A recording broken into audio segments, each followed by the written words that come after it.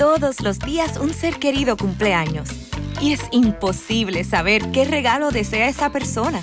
Por eso no cometas el error de tratar de adivinar. Regala lo que todos quieren.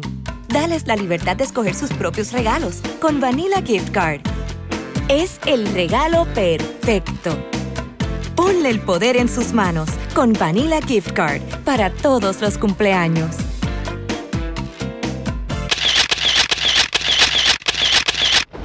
Estamos en Bonita Radio. Esto no es un cuento. Esta es la verdad. En breve, la periodista Carmen Enita Acevedo estará con ustedes. Síguenos en todas nuestras plataformas: YouTube, Instagram, Facebook, X, Spotify, iVoox y iTunes. Agradecemos a nuestros auspiciadores. Cooperativa Seno Gandía, 70 años sirviendo bien. Vega Coop, de tu lado, siempre. Vanilla Gift Card. Apoya el periodismo independiente. Puedes donar en nuestra página de internet bonitaradio.net o periodismosiglo21.com a través de PayPal o tarjetas de crédito. También puedes visitar ATH Móvil Negocios y donar a Bonita Radio o a Periodismo 21. Puede enviar un cheque o giro postal a nombre de Periodismo 21, PMB número 284, P.O. Box 194000, San Juan, Puerto Rico 00919-4000. Con ustedes, la periodista Carmen Enita Acevedo, en directo desde el estudio Roberto el Indio Acevedo.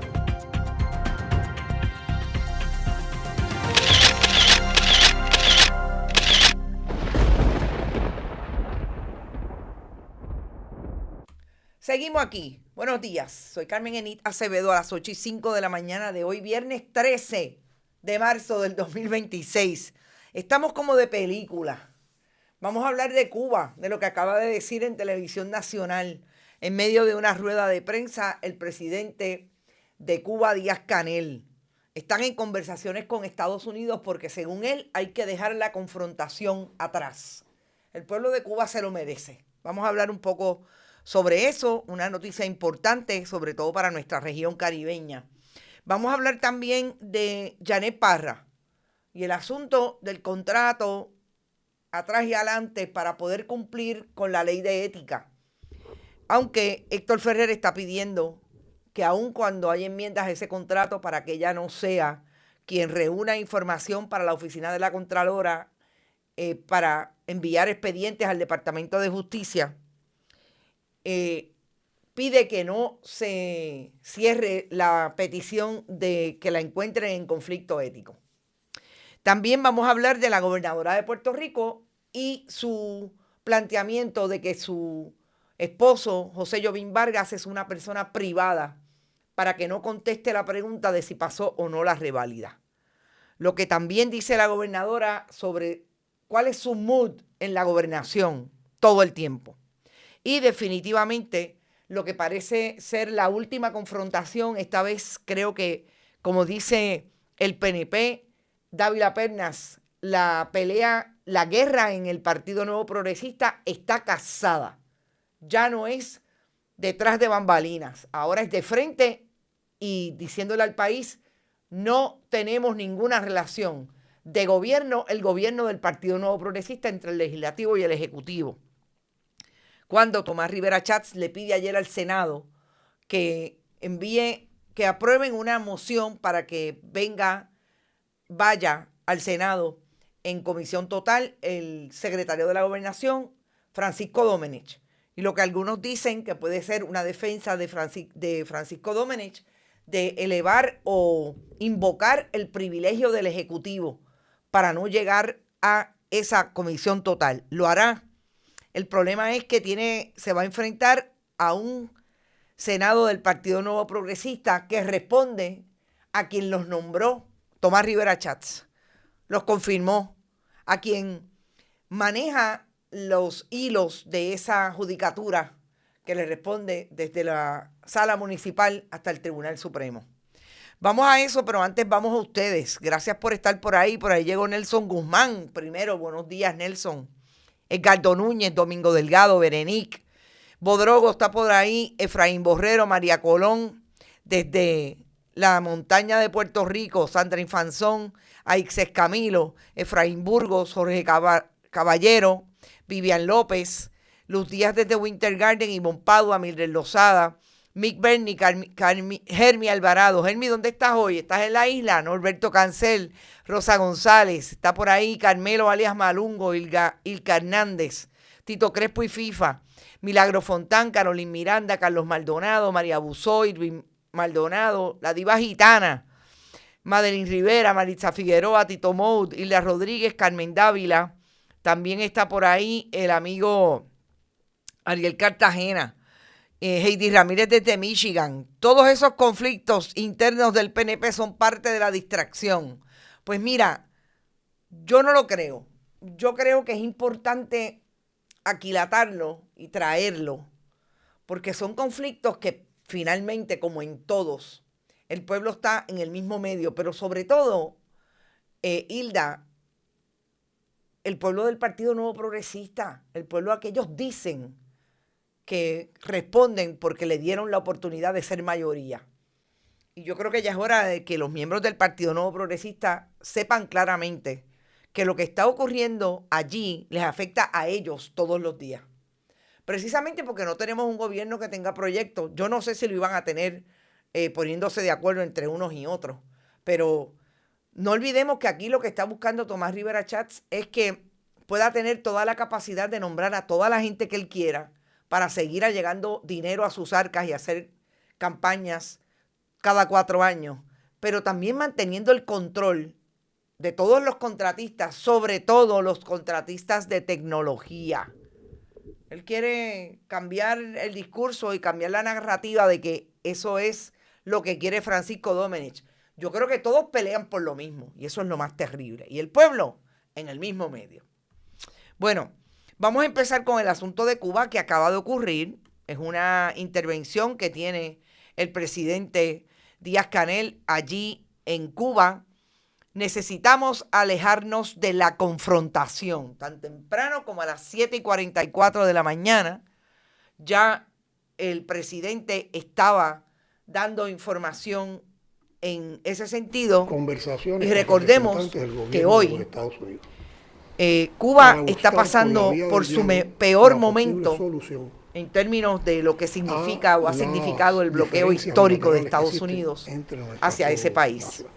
Bloqueo comercial que no le da la oportunidad al gobierno cubano ni a las empresas que allí se relacionan de tener posibilidad de llevar a Cuba bienes y servicios para mantener esa economía más allá de bollante o en crecimiento, tener un diario vivir, una cotidianidad, que lo menos que no se vaya en Cuba como se está yendo después de los azotes incluso de los huracanes que han convertido la infraestructura en una infraestructura compleja, en crisis, pero sobre todo que no llega el petróleo y ellos dependen del petróleo.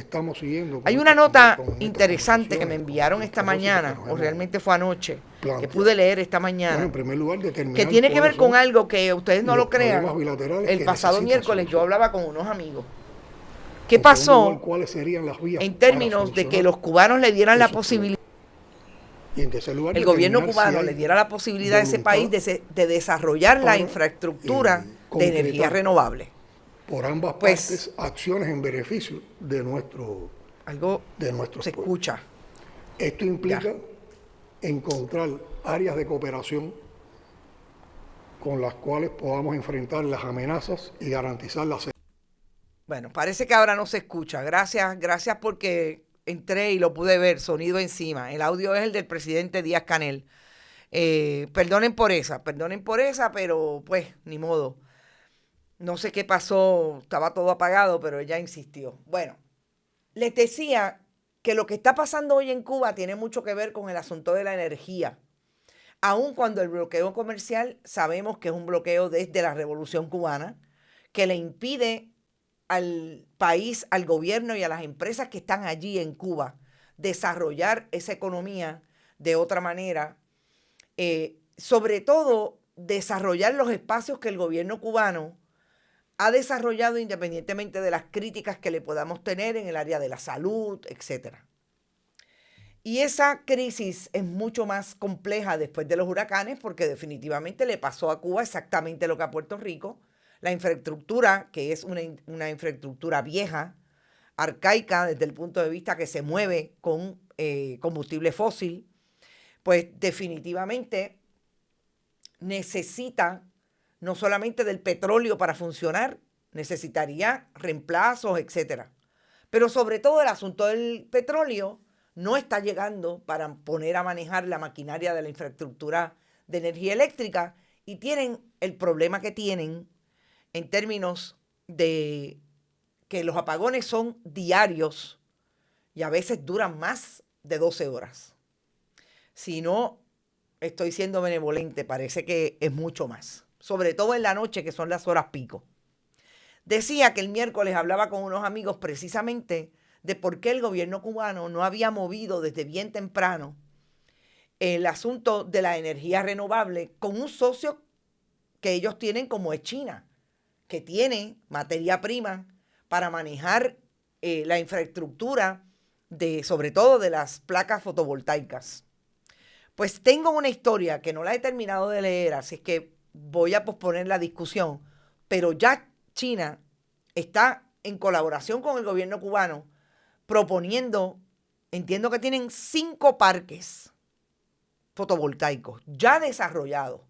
Es el país, según este artículo, que más rápido ha generado la construcción de infraestructura de energías renovables, precisamente por la crisis que tienen. ¿Se debió hacer antes? Claro.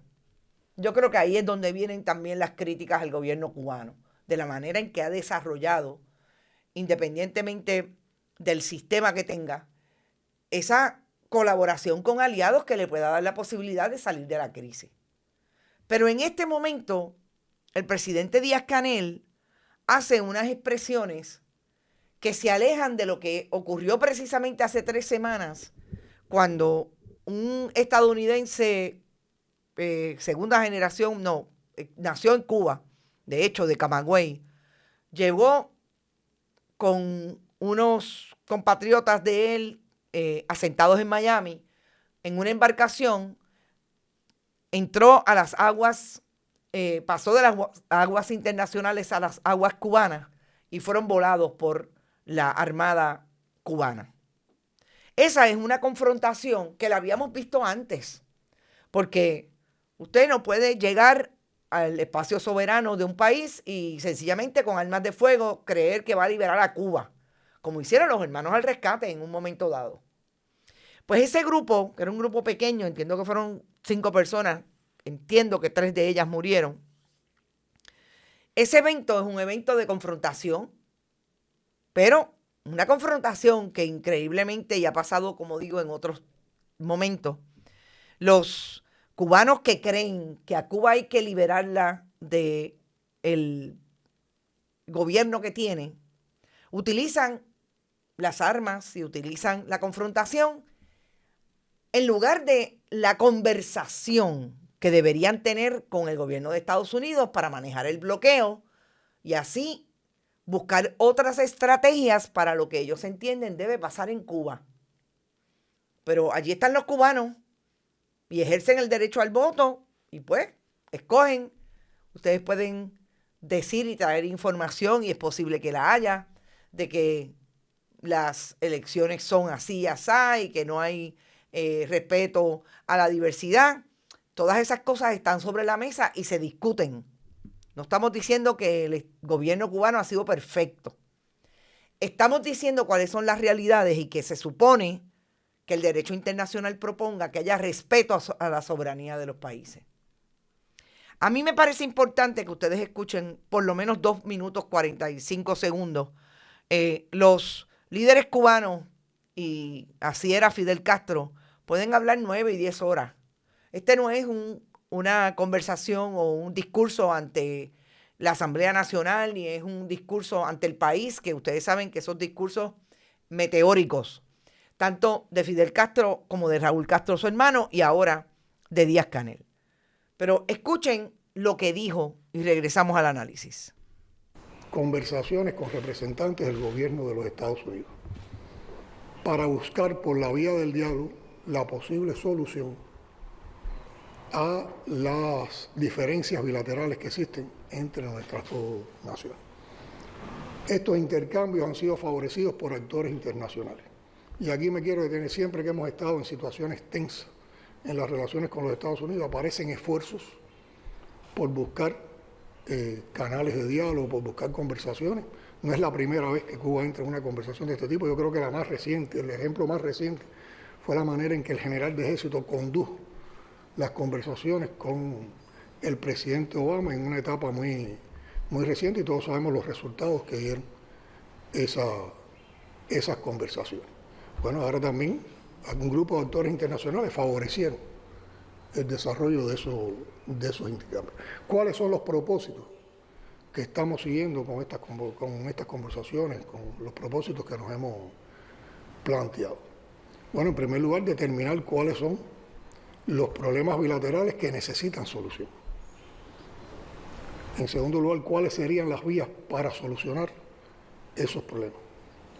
Y en tercer lugar, determinar si hay voluntad para concretar por ambas partes acciones en beneficio de nuestros pueblos. Esto implica encontrar áreas de cooperación con las cuales podamos enfrentar las amenazas y garantizar la seguridad y la paz de ambos países, y además la seguridad y la paz en nuestra región. Como explicaba anteriormente, no ha sido ni será práctica de la revolución responder a las campañas especulativas. Esto es un proceso muy sensible que se aborda con discreción, con la discreción que lleva en cada momento. Se aborda también con sensibilidad y con responsabilidad y mucha seriedad, porque es un problema que afecta a los vínculos bilaterales. Afecta a los vínculos bilaterales y además de esto lleva un esfuerzo fundamental, arduo, tenaz, para poder avanzar en soluciones. Por lo cual también tenemos que encontrar la construcción de espacios de entendimiento que nos permitan avanzar en el proceso y además de eso alejarnos de la confrontación. Bueno, el hecho de que Díaz-Canel diga que se toma muy en serio y que es un proceso sensible y que no quiere la revolución, siempre hablan desde el gobierno de la revolución porque en efecto lo es. No va a especular y no va a entrar en las controversias de especulación, precisamente, que es lo que pasa en muchos de lo que ocurre a nivel público con relación a los temas de Cuba. Me parece importante en un momento que el pueblo cubano siempre la ha sentido, pero yo creo que está en crisis. Una tensión que provoca no tener energía eléctrica ni siquiera para los hospitales.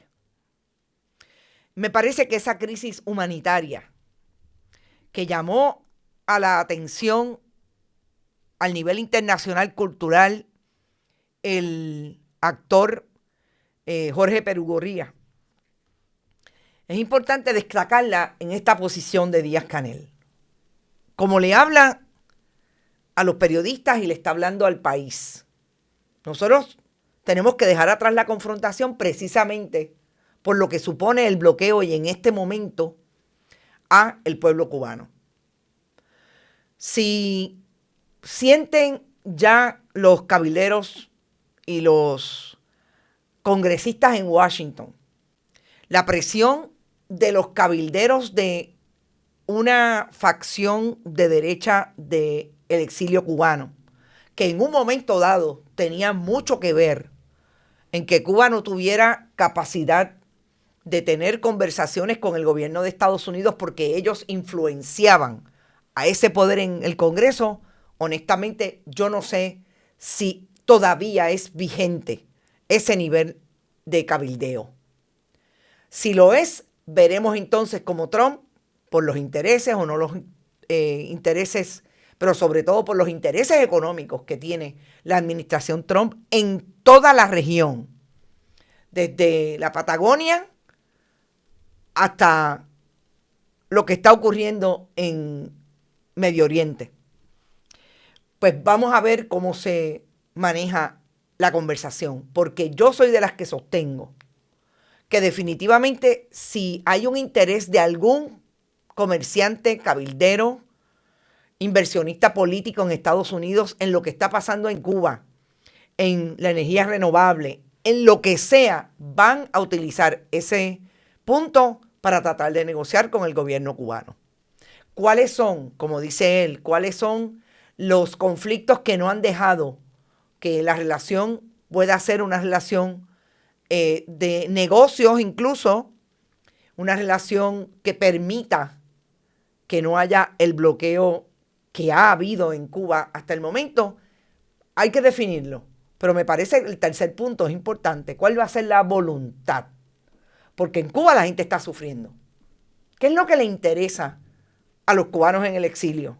Que sus hermanos cubanos, que su familia cubana, muchos tienen familia todavía allí. Hay cubanos que nunca quisieron salir de Cuba o que no pudieron salir. ¿Qué es lo que les interesa? Que vivan, que estén bien, que tengan cotidianidad, aunque a ustedes no les guste el sistema. Punto. Eso es otra conversación. Ahora, como dijo Perú Gorría, hay un asunto humanitario. El bloqueo que está llevando Trump está definitivamente matando a la gente en Cuba. Y esa crisis humanitaria no está a la vuelta de la esquina, está. Y me parece que estas palabras de Díaz-Canel por ahí van, escuchando lo que está pasando en ese pueblo, que yo creo que lo han empujado bastante.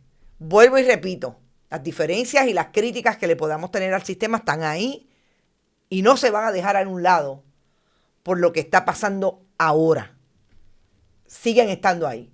Lo importante es hacia dónde debe ir ese país, que es un país soberano, les guste o no, y que hay que respetarle la manera en que ellos han querido mantener su gobierno, que debe ser desde allí que salgan las soluciones a sus problemas. Y vamos a regresar a Puerto Rico, que sí tiene un gobierno de confrontación.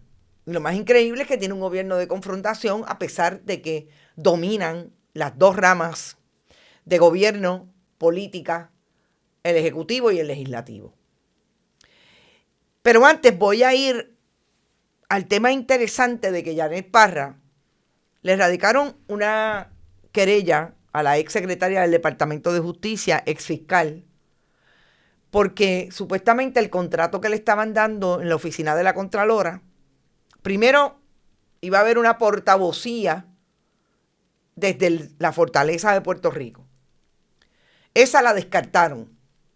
Pero después surgió un contrato que es con la oficina de la Contralora, que decía el contrato que ella iba a ser la asesora para tener correctamente todo lo que tiene que ver con lo que la oficina de la Contralora hace en relación a los referidos al Departamento de Justicia.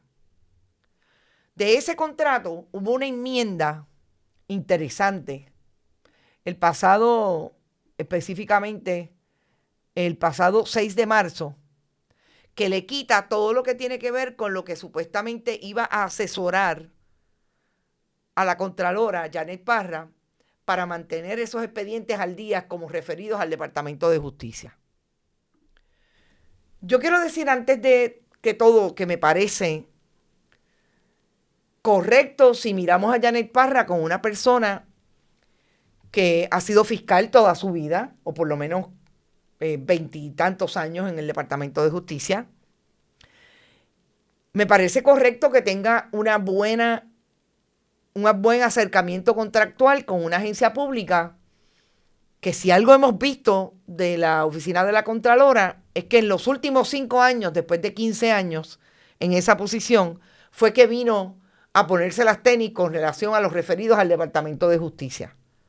Y el Departamento de Justicia nada ha hecho del Partido Nuevo Progresista, Ricardo Rosselló Nevares, Wanda Vázquez Garcet, Pedro Pierluisi y ahora Jennifer González Colón con relación a esos referidos.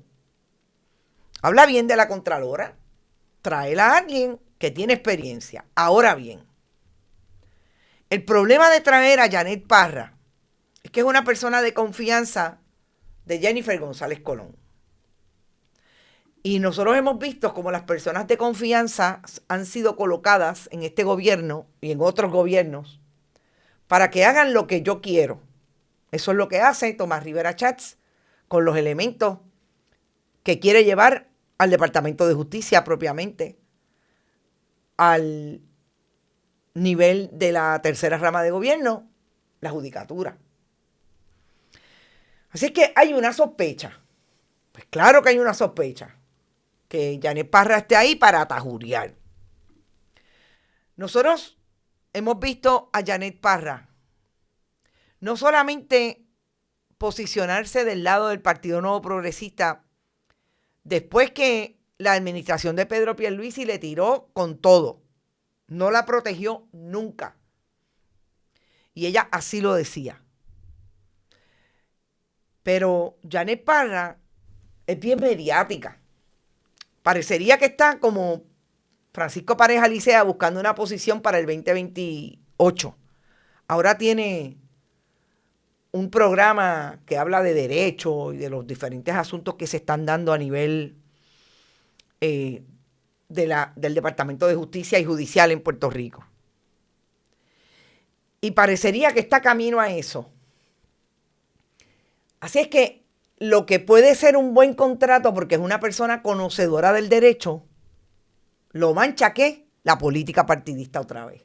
Porque Janet Parra se ha montado ahí. En ese sentido, Janet Parra no puede decir que no cree que los PNP le tienen que dar porque ella es igualmente PNP, porque ella lo dice. Caramba, los míos me trataron mal. Porque ella es una buena PNP. Me parece importante que la Contralora se haya protegido en este asunto, aun cuando obviamente alguien o no la asesoró o la propia Janet Parra tampoco asumió una posición coherente con lo que es la legislación, porque la legislación de la Oficina de Ética establece claramente la ley de ética, que usted no puede interactuar con una agencia de gobierno en la que participó, en el caso de ella fue secretaria del departamento, que no la confirmó Rivera Schatz, eso es otra cosa, pero estuvo ahí 2 años por lo menos mínimo, o tiene que pedir una dispensa. Así es que alguien no hizo su trabajo en la oficina del Contralor, o la Contralora le dio para adelante pensando en que Janet Parra lo tenía cuadrado. Cuando enmiendan correctamente. Incluso enmiendan la propuesta que Janet Parra le entregó a la Contralora el 13 de febrero, para decirle, yo puedo tener un contrato con esa oficina. Y yo quisiera tenerlo. Así es que enmiendan esta propuesta del 27 de febrero para entonces darle el contrato y hacer una enmienda, porque el contrato ya lo habían radicado en febrero, a finales de febrero, pero el 9 de marzo radicaron la enmienda. Un error que no debe ocurrir si está clara la Contralora o si no se va a dejar empujar, y esto es importante, una contratista desde la fortaleza. Yo creo que la Contralora tiene mucho que perder. Tiene mucho que perder si sigue teniendo visos como este de que va a dejar empujar o se va a dejar empujar en la Contraloría contratos de la fortaleza, personas que son allegadas a los discursos y a las narrativas de Jennifer González Colón. Porque aún sabiendo que estaba mal, Janet Parra se paraba al lado de la gobernadora y no decía nada cuando la gobernadora decía las cosas que decía. Y nosotros lo hemos visto desde el día 1. Así es que yo creo que es un buen aviso para la Contralora. Usted tiene una reputación que proteger. Tiene un trabajo hecho en la empresa privada. Tiene, como hablamos con usted misma, unas propuestas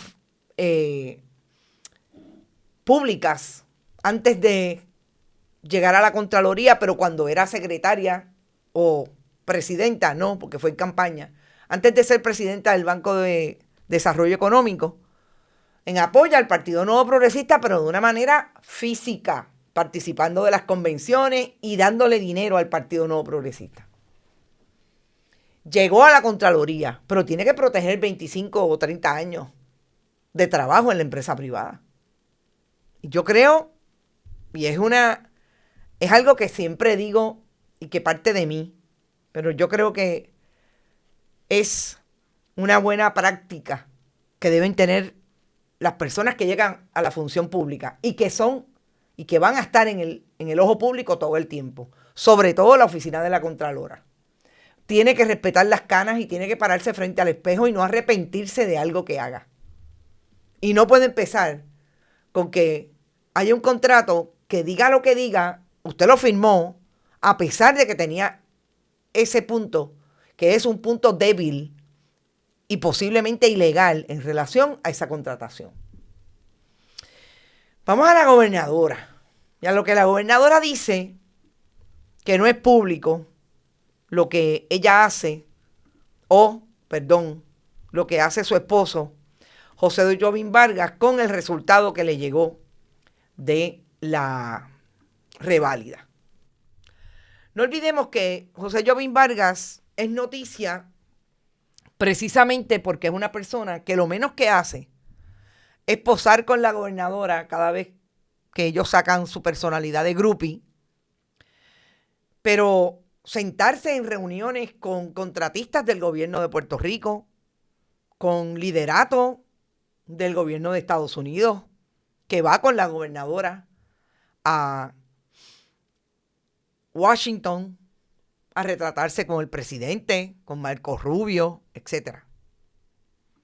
Pero lo más importante para mí de lo que dijo la gobernadora ayer es cuál es el antecedente a que la gobernadora diga que Jovín no tiene que decir, o ella tampoco tiene que decir si pasó o no la reválida, porque eso es un asunto personal de él. Y yo quiero traer lo que para mí fue importante en el contexto en que nosotros traemos la participación de la gobernadora en una conferencia de prensa ayer cuando se le preguntó sobre el asunto de la reválida de su esposo, y ella contestó que es un asunto personal, porque la gobernadora colocó a José Jovín Vargas cuando era su novio como una persona pública, precisamente por la mentalidad de groupie que tienen ambos. Cuando brincaban para salir en la foto con el presidente de Estados Unidos entonces, Joe Biden, cuando vino a Puerto Rico. Cuando estaba todo el tiempo, incluso cuando iban a la parguera, a la caseta ilegal de sus suegros allí en la parguera, y corrían a través de los mangles de la parguera. Cuando incluso la gobernadora, en un 14 de febrero de 2024, colocó estas fotos, porque ella era la más enamorada de José Jovín Vargas. Yo quiero que ustedes escuchen lo que la gobernadora dijo y lo que ha dicho en ese contexto de sacar toda su relación personal, toda su vida privada, que dejó de ser privada cuando ella la colocó en la opinión pública. Vamos a escuchar. Último, quisiéramos saber si su esposo pasó la reválida de médico. Bueno, pero es que eso es un asunto personal. No va a decirle... ¿Va a ser tu médico? Bueno, a lo mejor. Él está trabajando, así que no, es un asunto, ¿verdad? Yo no recibo los resultados de la reválida de ningún aspirante. así que no me corresponde a mí dar información de nada de eso, que no le afecta nada al pueblo de Puerto Rico.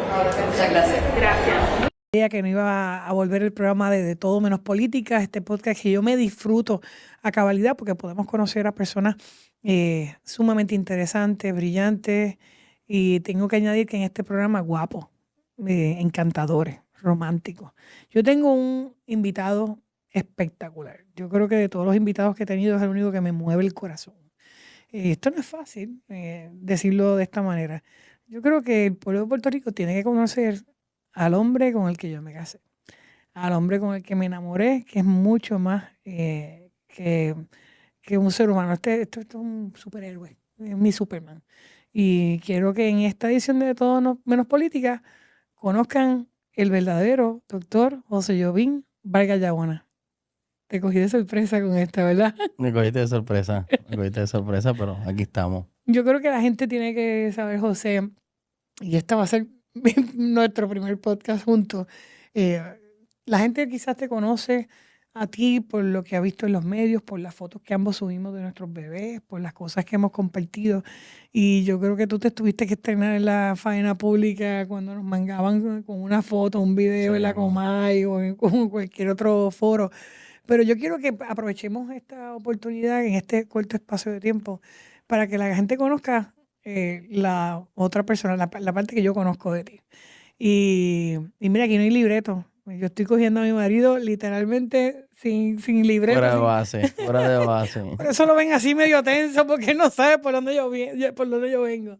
Pero yo creo que debemos empezar, ¿verdad? José Jovín Vargas Llaguana tiene una familia espectacular, una familia hermosa. Una familia que me ha recibido en sus senos, es un bien celoso.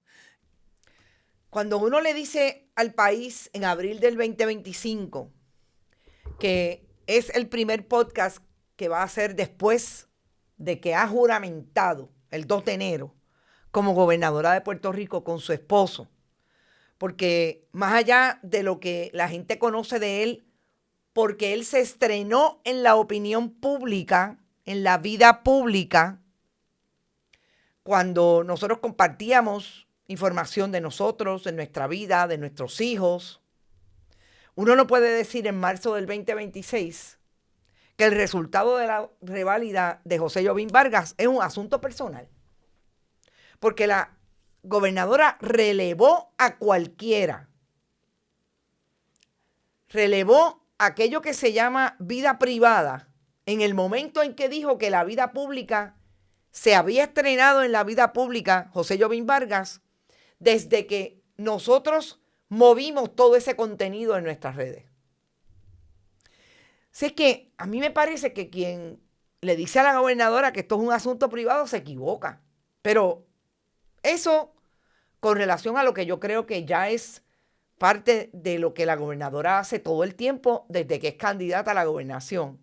Y antes, cuando era comisionada residente, porque ella empezó supuestamente de novia de José Jovín Vargas, preparándose para mantener la línea tradicional de mujer casada con 2 hijos para llegar a ser gobernadora de Puerto Rico. Que lo menos que la gobernadora ha colocado en las redes es su parto con los 2 muchachitos. Todavía hoy esa es la primera foto cuando usted entra a las redes de la gobernadora. Es el asunto de que la gobernadora diga que José Jovín Vargas es el que recibe el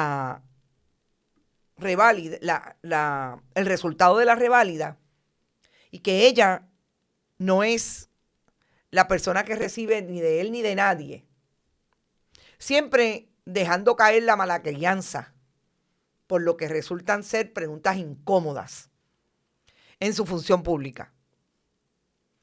El problema es que la reválida de medicina es la primera vez en mucho tiempo que tiene un problema estructural. Allí alguien se inventó que esa reválida iba a someterse y que supuestamente iba a tener unos problemas en las contestaciones y que se iban a proteger de alguna manera las contestaciones, esas que supuestamente tenían irregularidades, para empezar por ahí.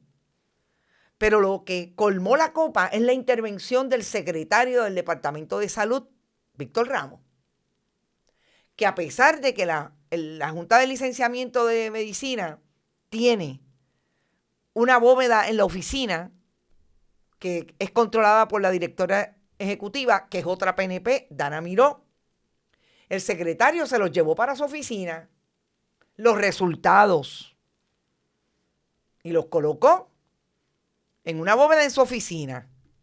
Esa irregularidad le da la posibilidad a todo aquel que quiera preguntar, porque esa irregularidad coloca al secretario Víctor Ramos a saber protegiendo a quién. Pero lo más interesante es que quien participó de los Beautiful People VIP, de los candidatos a ser médicos en Puerto Rico, es nada más y nada menos que el esposo de la gobernadora.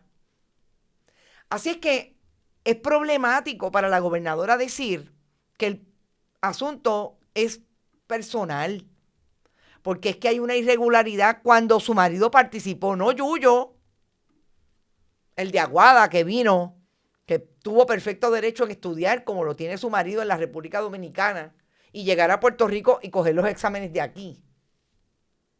No, es su esposo el que estaba ahí. Es como si mañana le dieran concesión a la gente en La Parguera, que por ahí es que vienen, para colar a los suegros de la gobernadora. Porque que yo sepa, Yuyo la pasó o no la pasó, pero al secretario no le importaba. Al secretario le importa que la pase el esposo de la gobernadora, José Jovín Vargas.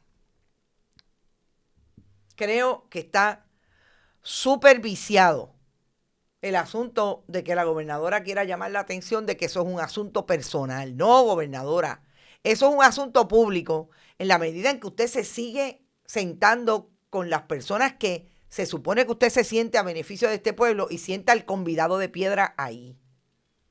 Y lo lleva al Fitur y se atreve a pedirle a uno que es contratista del gobierno de Puerto Rico, pero que también tiene, como sabemos, un espacio en los medios tradicionales para que le haga preguntas. Y el pobre muchacho casi ni las podía contestar.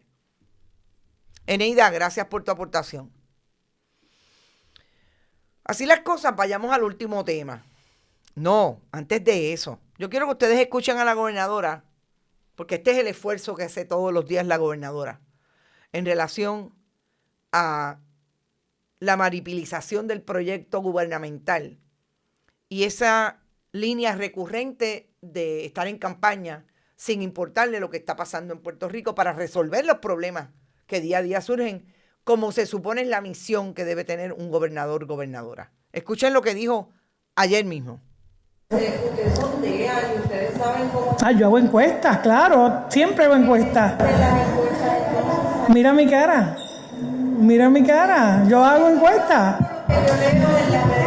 No, yo creo que con mucho cariño, ¿verdad? Las redes que usted ve y las que yo veo no son las mismas, pero tenemos que ver, yo siempre me mantengo encuestando, a mí me gusta tener los pies en la tierra, por eso estoy en la calle, por eso visito a la gente, por eso ayer yo estuve en la colecturía y en el sesco de Carolina. Parece que se estaba escuchando, a verdad que hoy se votaron. Déjenme colocarlo nuevamente, porque sí creo que es importante que lo escuchen. Lo que dijo la gobernadora, que para mí sigue siendo importante y creo que lo acabo de borrar, sobre que ella hace encuestas. Déjenme buscarlo porque quiero que lo escuchen. Y discúlpenme, pero hoy parece que esto se fue bien en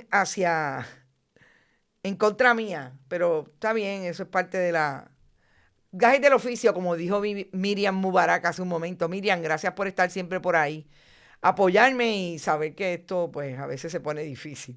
Ok, vamos a ver si la podemos escuchar ahora. Ustedes sondean y ustedes saben cómo... Yo hago encuestas, claro, siempre hago encuestas. Mira mi cara, mira mi cara, yo hago encuestas. No, yo creo que con mucho cariño, ¿verdad? Las redes que usted ve y las que yo veo no son las mismas, pero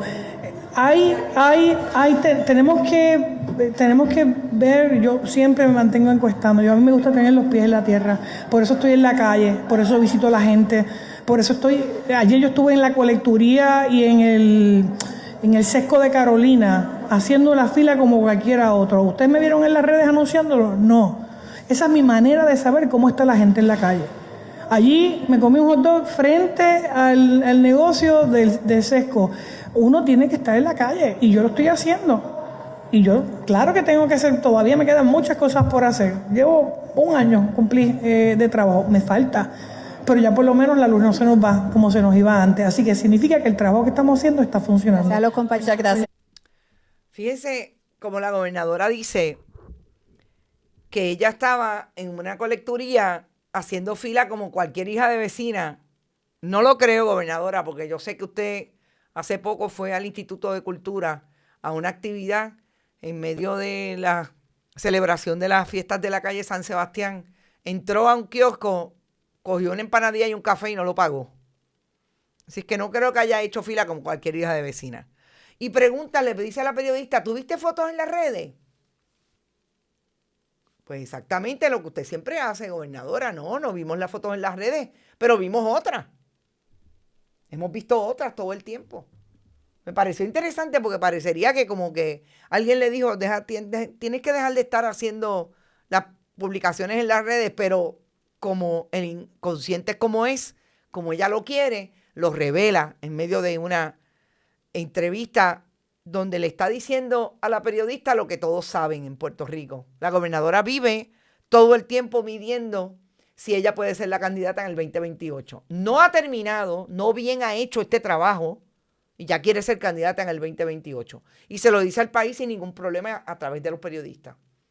Voy a hacer encuestas. Ella dice que está encuestando. Ir a una fila a ver cómo la gente la trata no es encuestar, gobernadora. Eso usted lo sabe. Las encuestas están ahí.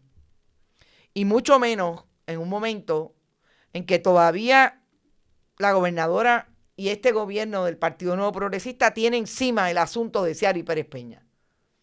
Y yo creo que ese asunto no va a ser fácil de sacar. Eso es sucio, difícil para este gobierno. Y hablando de sucio, difícil, vamos a nuestro último tema. El presidente del Senado, Tomás Rivera Schatz, hizo ayer lo que viene haciendo desde hace 2 días, que es colocando a Francisco Domenech otra vez como esa persona importante en el gobierno de Jennifer González, porque Tomás Rivera Schatz entiende que el gobierno de Jennifer González es malo, además de ella, porque sigue las instrucciones de Francisco Domenech. Ahí hay una línea bien interesante que yo creo de donde parte la misoginia y el machismo de Tomás Rivera Schatz. Las mujeres no pueden hacer cosas por sí solas. Siempre tienen que tener a un hombre detrás como el de Clubman, ¿se acuerda? El que viste de Clubman se distingue y detrás de todo hombre o de toda mujer hay un hombre de Clubman. Siempre tiene que atacar a aquel que supuestamente es el que dirige el esfuerzo de esa mujer que está en el poder. Y en este caso es lo que hace con Francisco Domenech, claro, con el caveat de que en efecto Francisco Domenech es la figura que le frena la posibilidad a Tomás Rivera Schatz de ser el que dirija al Ejecutivo, como pudo haber hecho posiblemente con Pedro Pierluisi. Y en ese sentido ahí se invertían. La mujer era una secretaria de la gobernación y el hombre era Pedro Pierluisi, pero no tenía problemas con el hombre porque el hombre hacía lo que él quería. Y es interesante ese asunto de género porque yo creo que está bastante planteado también en la manera en que Tomás Rivera Schatz le ha hecho frente a la gobernadora. En este momento la crisis es más evidente porque para mí se cruza algo importante que es hasta dónde puede llegar el nivel de investigación del legislativo cuando Tomás Rivera Chats le está pidiendo a Francisco Domenech que comparezca a dar información sobre cómo se organiza todo el esfuerzo del Ejecutivo. Y si ustedes escuchan en esta intervención de ayer, Tomás Rivera Chats le delineó cómo va a interpelarse en esa comisión total del 24 de marzo a Francisco Domenech, porque parte incluso de lo que hacen el Ejecutivo con los fondos de la reconstrucción, lo que hace con los contratos, de qué manera se articula esa planificación contractual en el gobierno de Puerto Rico, todo lo que está pasando en las agencias públicas, hay dinero, no hay dinero, etc. El estado de situación de las corporaciones públicas. Y es información que obviamente lo trae desde la Secretaría de la Gobernación, pero también como director ejecutivo de AFAF. Importante. Porque no olvidemos que Francisco Domenech tiene los dos sombreros. Esto todo viene por la petición de información que le hizo Tomás Rivera Chats a Francisco Domenech. No a Francisco Domenech, a los jefes de agencia, familia, educación, alianzas público-privadas, no. Familia, educación, Corporación del Fondo del Seguro del Estado, yo creo que es AFAF alianzas público-privadas, porque se la pidió a el SAR de Energía, que es el director ejecutivo del COR3, y también, de alianzas público-privadas, y también a América Carmen Zapata, la directora ejecutiva de la Autoridad de Energía Eléctrica, porque ahí se supone que sean los $410,000 que tiene Antonio M. Zagardía de Jesús en contratos con el gobierno de Puerto Rico. Y él dice que Antonio Zagardía es el abogado de Ciari Pérez Peña en el lío de los malbetes. Y lo que quiere ver es supuestamente si en efecto esos contratos que tiene el gobierno le pagan la posibilidad de que Ciari Pérez Peña los retenga como abogado para defenderse de todo lo que ha trascendido y que es un mayor escándalo de corrupción, por lo menos sospecha de corrupción, en el caso de cómo ella regentaba su centro de inspección Yabucoa Auto Service. Ayer le dio hasta la 1 de la tarde el presidente del Senado, y Francisco Domenech supuestamente instruyó a los jefes de agencia a que no entregaran la información. En esta intervención en el Senado ayer, Tomás Rivera Chats reveló que supuestamente, dicho por los propios jefes de agencia, le dijeron que no las entregara, pero algunos de ellos la entregaron. Es decir, que ya Tomás Rivera Chats tiene información de la facturación, y no olvidemos, es importante la facturación, porque los contratos están en la oficina del Contralor, pero él lo que quiere ver es cómo cuadra las horas en que aquel trabaja, si trabaja, qué es lo que hace, si tiene alguna injerencia con esa asesoría que él entiende que le está dando el ex secretario del Departamento de Justicia, Zagardía, a Ciari Pérez Peña. Pero ayer entregó otra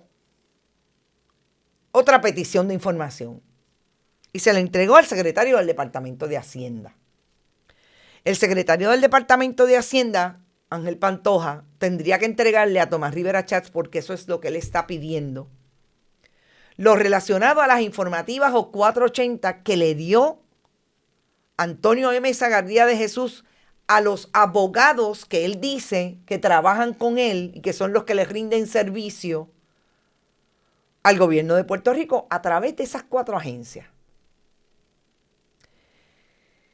Yo, en principio, cuando escuché la información, escuché que le estaba pidiendo información contributiva, planillas de contribución sobre ingresos, y pensé, las planillas de contribución sobre ingresos tienen expectativa de privacidad.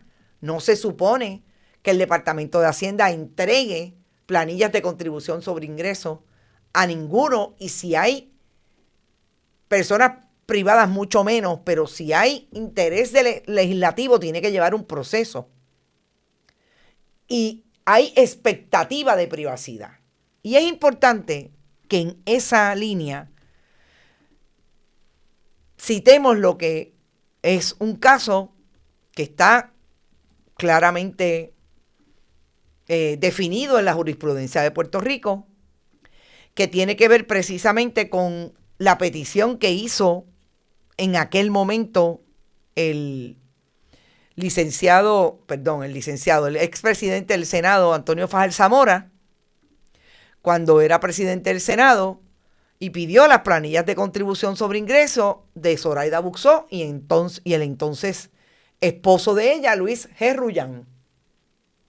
Y ellos fueron a los tribunales y el tribunal de instancia le falló a favor, fueron al apelativo, el apelativo le dio la razón de que había expectativa de privacidad, pero recurrió el gobierno, la legislatura entonces, Antonio Fajardo Zamora, al Tribunal Supremo, y el Tribunal Supremo dijo, no, lo lamento, revocamos al apelativo, hay expectativa de privacidad. Y es importante esta decisión, porque estamos hablando precisamente del momento en que estamos entre el Ejecutivo y el Legislativo, donde Tomás Rivera Chatz se atrevió a decir y pedir la información de un contribuyente. Es verdad que son las 4:80 y ahí es que yo creo que está el cambio con relación al caso. Pero en esta guerra se van a matar unos a otros. Increíblemente van a poner al tribunal, que yo no sé si es ponerlo en una posición difícil, porque es que yo creo que han demostrado ese caucus del Tribunal Supremo, sobre todo Mildred Pavón Charneco, Eric Kolthoff, Rafael Martínez y compañía, han demostrado entregarse a lo que pide Tomás Rivera Chatz. Pero en este caso es importante decir que el Tribunal Supremo, por voz de aquel juez, miembro del Partido Nuevo Progresista, Efraín Rivera Pérez, decidió que hay expectativas razonables de intimidad sobre las copias de las planillas de contribución sobre ingresos que fueron solicitadas en aquel caso por una comisión especial. Dicha expectativa razonable de intimidad que protege la información contributiva de toda persona natural no desaparece ante la existencia de una ley o cuerpo reglamentario que autorice su divulgación sin proteger las garantías constitucionales reconocidas en nuestro ordenamiento jurídico. Todo individuo que somete al Departamento de Hacienda sus planillas lo hace con un propósito específico y limitado y en cumplimiento de una obligación impuesta por ley. Al hacerlo, no renuncia a la expectativa de intimidad respecto a la información contenida en las planillas. Yo quiero que lo tengan ahí, porque a mí me parece que esto se va a poner así de interesante. Y no olvidemos que una cosa es que usted sea un funcionario que está nombrándose al Ejecutivo, como pasó con Verónica Ferrajoli, que ahí la legislatura tenía capacidad para tener esas planillas, porque las tenía que entregar de plano. Ojo, esto está más que interesante y lo voy a seguir trayendo, lo traje en este contexto, porque me parece que vamos a ver más de este tipo de asuntos y que pueden llegar a los tribunales. ¿Ustedes se imaginan que el Tribunal Supremo diga no? Fíjate, ya desapareció, Efraín Rivera Pérez está muerto, desapareció aquella jurisprudencia. No, nosotros entendemos que no hay expectativa de intimidad. De un contratista del gobierno de Puerto Rico. Peligroso, lo voy a dejar ahí. Pero Tomás Rivera Chatz cambió el juego ayer. Le dice Francisco Domenech que tiene que comparecer a la comisión total del 24, pero dice con relación a Sagardía que lo que está pidiendo son las 4:80. Es decir, porque como Sagardía dijo en los medios de comunicación que eran sus abogados, los abogados de su bufete los que comparecían, pues él quiere saber si esas 4:80 están debidamente informadas, traídas en su planilla, que me imagino que será corporativa, si esas 4:80 fueron enmendadas. Es decir, cambia un poco. Creo que aún así tiene que ver con una planilla y el contenido de una planilla que debería estar o no ante el Departamento de Hacienda. ante la legislatura de Puerto Rico según la petición. Pero no sé si al cambiar ese juego, como esos actores de la jurisprudencia puertorriqueña desde el Partido Nuevo Progresista son tan creativos, digo, fíjate, cambia. Así es que lo que sí me parece más importante es si Francisco Domenech va a ir sin ningún problema o va a invocar un privilegio del Ejecutivo. Porque eso sí sería bien interesante. Y cuando hablamos de un privilegio del Ejecutivo es que obviamente tiene que haber cierta deferencia, pero sobre todo un privilegio de que el Ejecutivo pueda trabajar sin presión de nada. Y si lo que va a invocar, que es una figura que está ahí, habrá jurisprudencia, hay que ver qué dice la jurisprudencia, es eso para no llegar allí. Porque finalmente, en efecto, es la pelea del Partido Nuevo Progresista interna lo que coloca a Francisco Domenech como una persona de interés, como un target, en inglés, de Tomás Rivera Schatz.